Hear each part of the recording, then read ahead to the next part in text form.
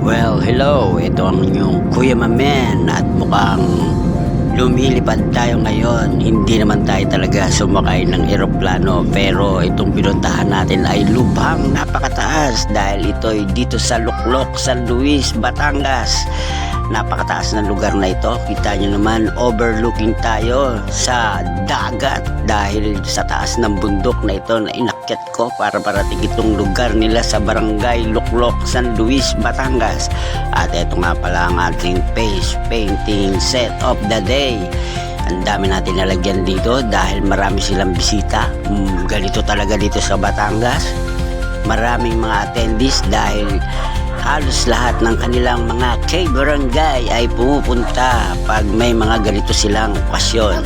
So, katulad ng dati, pwede nyo akong makontak kung gusto nyo i-avail ang aking face painting service through my Facebook account or check me on my Facebook page and message me directly sa aking messenger.